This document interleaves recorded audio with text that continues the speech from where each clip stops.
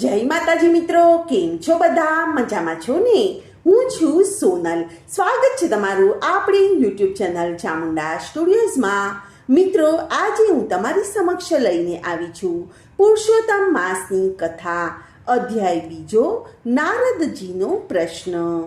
સુત પુરાણીના આ વચનો સાંભળીને બધા ઋષિ મુનિઓ તેમને ધન્યવાદ આપવા લાગ્યા. કથા કહેવામાં કુશળ એવા મહાન જ્ઞાની સુત પુરાણી પાસેથી પોતાને કથા સાંભળવા મળશે એમ જાણીને તેઓ ઘણા ખુશ થયા. શૌનક મુનિ બોલ્યા કે શ્રી વ્યાસ મુનિના આપ શિષ્ય છો, તેમની પાસેથી આપે સાંભળેલ કોઈ હરિકથા અમને કહો, જેનાથી અમારું ચિત્ત પવિત્ર અને પ્રસન્ન બને. આથી સુત પુરાણી બોલ્યા કે હે મુનિ શ્રેષ્ઠો, તમે ઉત્તમ હોવા છતાં પણ મને ભાગવત કહેવાનું કહો છો, તો તમે શ્રી વ્યાસજીના મુખેથી જે સાંભળ્યું છે એ હું તમને કહું છું. તેમણે કથાનો આરંભ કરતા કહ્યું કે બ્રહ્માજીના પુત્ર નારદજી એકવાર અલકનંદા ગંગાજીના કિનારે આવેલા બદ્રી નારાયણ આશ્રમમાં પધાર્યા અને નારાયણને નમસ્કાર કરીને કહેવા લાગ્યા કે આપ સત્ય સ્વરૂપ અને કૃપાનિધિ છો. આ સત્યના પ્રતાપે આપ જગતનું પાલન પોષણ કરી રહ્યા છો. આપ સાક્ષાત નારાયણ હોવા છતાં તપસ્યા કરી અને મૃત્યુ લોકના માનવીઓને બોધ આપો છો, પરંતુ હજી તેમને બોધ લાગ્યો હોય તેવું લાગતું નથી. હું મૃત્યુ લોકથી આવું છું, ત્યાં મેં બધા માનવીઓને મોહ માયામાં ફસાયેલા અને અસત્ય બોલતા જોયા છે. તો આપ એવી કોઈ કથા કે વ્રત સંભળાવો કે જેથી મનુષ્ય લોક અથવા તો મૃત્યુ લોકના સર્વ માનવોનું કલ્યાણ થાય. ત્યારે નારદજીના આવા વચન સાંભળીને ભગવાન નારાયણ જગતને પવિત્ર કરે એવી કલ્યાણકારી કથા કહેવા લાગ્યા. નારદ વૃંદાવનવાસી ગોપીજન વલ્લભ ભગવાન શ્રી કૃષ્ણની પવિત્ર લીલાઓનું શ્રવણ કરવાથી સંસાર અને આત્માના બધા દુઃખો કષ્ટો દૂર થાય છે. હું તમને પુરુષોત્તમ ભગવાનની પવિત્ર કથા કહી સંભળાવું છું, તે તું સાંભળ. આ પુરુષોત્તમ માસની કથા સાંભળવાથી દુઃખ, દારિદ્ર અને સાંસારિક સંતાપો નષ્ટ થઈ જાય છે અને મોક્ષનો અધિકારી બને છે. આથી નારદે તેમને પૂછ્યું કે હે પ્રભુ, આ પુરુષોત્તમ માસ કયો માસ છે? તેનું મહાત્મ્ય શું છે? તેના અધિષ્ઠાતા દેવ કોણ છે? આ બધી બાબત અમને વિસ્તારપૂર્વક કહો. સુત પુરાણીએ આગળ કહ્યું કે હે મુનિ શ્રેષ્ઠો, નારદજીનું આ નિવેદન સાંભળીને ભગવાન નારાયણે કહ્યું કે હે નારદ, પુરુષોત્તમ એ એક મહિનાનું નામ છે. તેના અધિષ્ઠાતા પુરુષોત્તમ ભગવાન હોવાથી આ માસનું નામ પુરુષોત્તમ માસ પડ્યું છે. આ માસમાં વ્રત, તપ અને દાન કરવાના પુરુષોત્તમ ભગવાન સંતુષ્ટ થઈને અનંત ફળ આપે છે. નારદજીએ વધુ માહિતી મેળવવા હેતુથી આગળ પૂછ્યું કે કયા મહિનાને પુરુષોત્તમ માસ કહેવામાં આવે છે? આ માસમાં વ્રત, તપ અને ઉપવાસ કેવી રીતે કરવા? આ વ્રત કરનારને શું ફળ મળે? જગતમાં દુઃખોનો પાર નથી. હું તેમાંથી તેઓને શાંતિને દિલાસો મળે તેવો સરળ ઉપાય સૂચવવા વિનંતી કરું છું. સુત પુરાણી આગળ બોલ્યા કે હે મુનિ શ્રેષ્ઠો, નારદજીની આ વિનંતીને સાંભળીને ભગવાન નારાયણે મૃત્યુ લોકના માનવીઓ પર કૃપા કરીને પવિત્ર પુરુષોત્તમ માસના મહાત્મ્યની કથા કહેવી શરૂ કરી. તે કથા જ તમારી સમક્ષ હું રજૂ કરીશ. શ્રી બૃહદ નારદીય પુરાણ ના પુરુષોત્તમ મહાત્મ્યનો શ્રી નારાયણજીનો પ્રશ્ન નામનો બીજો અધ્યાય સંપૂર્ણ. હવે પુરુષોત્તમ માસની પાવન કથા સાંભળીએ. વર વગરની વહુની કથા. એક ગામમાં બ્રાહ્મણ અને બ્રાહ્મણી રહેતા હતા. તેઓ પૈસે ટકે સુખી હતા. પ્રૌઢ ઉંમરે પહોંચ્યા હતા. બધી વાતનું તેઓને સુખ હતું, પણ એક વાતની તેઓ દુઃખી રહેતા હતા. તે દુઃખ એ હતું નિઃસંતાનપણું. તેઓ પરણ્યા ત્યારથી સંતાન માટે વલખા મારી રહ્યા હતા, પણ ઈશ્વર તેમની સામે જોતા ન હતા. હવે ઉંમરે પહોંચ્યા પછી તેમણે સંતાનની આશા છોડી દીધી હતી. હવે તો તેઓ પ્રભુ પરાયણ અને ધાર્મિક કાર્યોમાં સમય ગાળતા હતા. આવામાં પવિત્ર પુરુષોત્તમ માસ આવ્યો. આથી બ્રાહ્મણ અને બ્રાહ્મણીએ પુરુષોત્તમ માસ નાહવાનો અને ધર્મ ધ્યાનમાં ગાળવાનો સંકલ્પ કર્યો. પુરુષોત્તમ માસ શરૂ થતાં તેઓએ વ્રત ચાલુ કર્યું. સવારે વહેલા ઉઠે અને બ્રાહ્મણ અને બ્રાહ્મણી બધા સાથે નદીએ નાહવા જવા લાગ્યા. આખો દિવસ નામ જપ કરતા અને રાત્રે ભૂમિ ઉપર પથારી કરી અને સૂઈ જતા. બ્રાહ્મણ અને બ્રાહ્મણી પ્રૌઢ હતા. વળી ઘરમાં કામ કરનાર કોઈ જ ન હતું, તેથી ઘરનું બધું જ કામ બ્રાહ્મણીને કરવું પડતું હતું. તેઓ થાકી જતા હતા.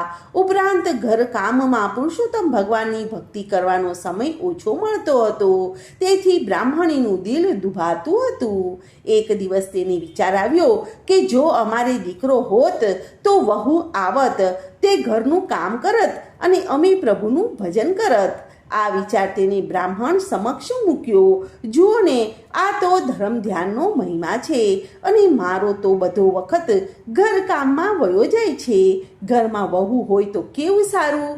એ રાત્રે રાંધે અને ઘરકામ કરે અને આપણે નિરાંતેથી ભગવાનનું ભજન કરીએ. બ્રાહ્મણ આ સાંભળીને હસવા લાગ્યો. તે બોલ્યો કે તું જાણે છે ને આપણને દીકરો નથી, પછી વહુ ક્યાંથી આવે? ત્યારે બ્રાહ્મણીએ કહ્યું કે હા, હું જાણું છું કે આપણને દીકરો નથી. દીકરો હોત તો વહુ આવવાની જ હતી ને, પણ દીકરો ન હોય તો વહુ આવે તેવું કંઈક કરો ને. વગર દીકરે વહુ લાવો તો ખરા. બ્રાહ્મણીની આ વાત સાંભળીને બ્રાહ્મણ તો મૂંઝવણમાં મુકાઈ ગયો. તેને કંઈ સૂઝતું ન હતું. આથી બ્રાહ્મણી બોલી કે હું તમને એક માર્ગ દેખાડું છું. તમે બહાર ગામ ઉપડો અને કન્યા શોધી કાઢો. કન્યાના મા બાપ પૂછે તો તમારે એમ કહેવાનું કે દીકરો કાશી ભણવા ગયો છે, સાથે વેદ પાઠ લેતા જાઓ અને કોઈ કન્યા આપવા માટે તૈયાર થઈ જાય તો આ વેદ પાઠ સાથે તે કન્યાના ફેરા ફેરવી દેજો. તમારી સાથે તમે એને લેતા આવજો અને કહેજો કે ચોથો ફેરો અમારો દીકરો કાશીથી આવશે ત્યારે અમે ફેરવી દઈશું. બ્રાહ્મણ બ્રાહ્મણીની વાત સાંભળીને ડઘાઈ ગયો. તે પણ મનોમન વિચાર કરવા લાગ્યો કે બ્રાહ્મણી બોલી કે જેવી ભગવાનની ઈચ્છા, અને એકવાર કામ તો પાર પાડો, પછી જેવી હરિની ઈચ્છા. બ્રાહ્મણ તો બીજે દિવસે સવારના પોરમાં ખંભે ખડીઓ ભરાવીને પુત્રવધૂની શોધમાં નીકળી પડ્યો.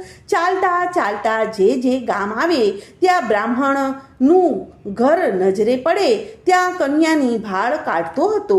આમ ફરતા ફરતા એક ગામમાં એક ગોર મહારાજના ઘરમાં રૂપાળી કન્યા તેને જોવામાં આવી. તે કન્યાને જોઈને બ્રાહ્મણની આંખો ઠરી. તેને જોઈને બ્રાહ્મણને ઘણો આનંદ થયો. તેના મનમાં થયું કે જો આવી વહુ ઘરમાં હોય તો ઘર દીપી ઉઠે. બ્રાહ્મણે ગોર મહારાજ આગળ સગપણની વાત કાઢી. ગોર મહારાજે કહ્યું કે તમારી વાત હું માન્ય રાખું છું, પણ મૂર્તિઓ જોયા વગર સગપણ કેવી રીતે થાય? તમે છોકરાને લઈને આવો અને અગર હું ત્યાં આવીને છોકરાને જોઈ જાઉં, પછી આપણે સગપણ નક્કી કરીએ. બ્રાહ્મણ મૂંઝાયો, છતાં હિંમત એકઠી કરીને બોલ્યો કે ભાઈ, વાત એમ છે કે મારો દીકરો કાશીએ ભણવા ગયો છે. તે ભણીને પાછો આવશે તેમાં વાર લાગે તેમ છે. જો તમે કબૂલ થતા હોય તો હું પોથી લઈ આવ્યો છું અને તેની સાથે તમે તમારી દીકરીને 3 ફેરા ફેરવી દો અને ચોથો ફેરો મારો દીકરો કાશીથી આવશે ત્યારે આપણે ફેરવી દઈશું. ગોર મહારાજે વિચાર્યું કે બ્રાહ્મણનું ઘર પૈસે ટકે સુખી છે. દીકરો કાશીએ ભણવા ગયો છે, તેથી તે પણ વિધાન થઈને જ આવશે. ઘરમાં પ્રૌઢ પતિ પત્ની જ છે. આવું બધી રીતે યોગ્ય ઘર મળે છે તો મોઢું ધોવા શા માટે જવું? માટે આમ વિચારીને તે ઘરમાં જઈને પત્નીને બધી વાત કરી. તેમની પત્ની પણ તેમની વાતમાં સંમત થઈ ગઈ. ગોર મહારાજે બહાર આવીને બ્રાહ્મણને કહ્યું કે અમે અમારી દીકરી તમારા દીકરા સાથે પરણવા માટે તૈયાર છીએ. ઘડિયા લગ્ન લીધા, પોથી સાથે 3 ફેરા ફેરવી અને ગોર મહારાજે પોતાની કન્યા બ્રાહ્મણ સાથે સાસરે વળાવી દીધી.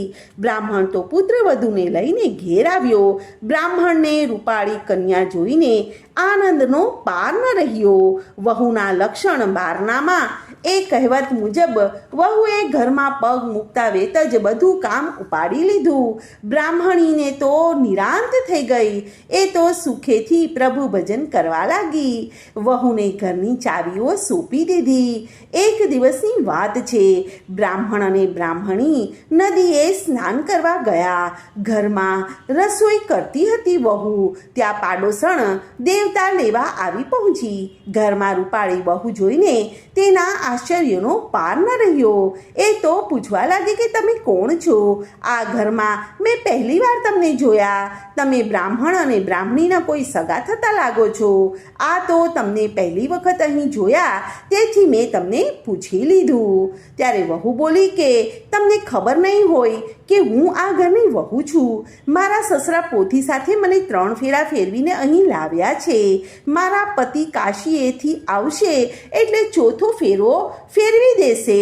આ સાંભળી અને પડોશણ ખડખડાટ હસવા લાગી. તે બોલી કે બહેન, આ બ્રાહ્મણ અને બ્રાહ્મણીને કોઈ પણ સંતાન જ નથી. તેઓ તો વાંજ્યા છે. પાડોશણની વાત સાંભળીને વહુનું કાળજું ચીરાઈ ગયું અને એ તો રડવા લાગી. થોડીક વાર પછી બ્રાહ્મણ અને બ્રાહ્મણી નદીએથી નાહી ધોઈને પાછા આવ્યા. વહુને રડતી જોઈ અને બ્રાહ્મણી પૂછવા લાગી કે દીકરી, તું શા માટે રડે છે? જવાબમાં વહુએ પાડોશોને કહેલી વાત કહી. ત્યારે વહુની વાત સાંભળીને બ્રાહ્મણી ચોંકી ગઈ. છતાં બ્રાહ્મણીએ હિંમત રાખી અને વહુને માથે હાથ મૂકીને આશ્વાસન આપતા કહ્યું કે વહુ, અમે પૈસાવાળા છીએ ને, એટલે અદેખા લોકો અમારા માટે ગમે તેમ બોલે છે. તેઓ અમારું સુખ સાખી શકતા નથી, તેથી અમારી નિંદા કરે છે. તું જ વિચાર કરને, કોઈ દીકરા વગરની વહુ લાવે ખરા? મારા 7 ઓરડા અને 3 માળવાળી હવેલીને ભોગવનાર મારો જુવાન જોધ દીકરો છે. વળી એ એટલો બધો રૂપાળો અને તેજસ્વી છે કે તેને જોતા જ આંખો અંજાઈ જાય. તેને જોઈને તું કહી શકે કે જેણે 5 આંગળીએ ભગવાને પૂજ્યા હોય ને તેને જ આવો વર મળે. મારો દીકરો તો કાશીએ ભણવા ગયો છે, માટે એ ભણી ગણીને પાછો આવશે. ત્યાં સુધી તને એકલું ન લાગે એટલા માટે લે આ 7 ઓરડાની ચાવી. દરેક ઓરડામાં ખાવા પીવાની અને શણગારની વસ્તુઓ પડી છે.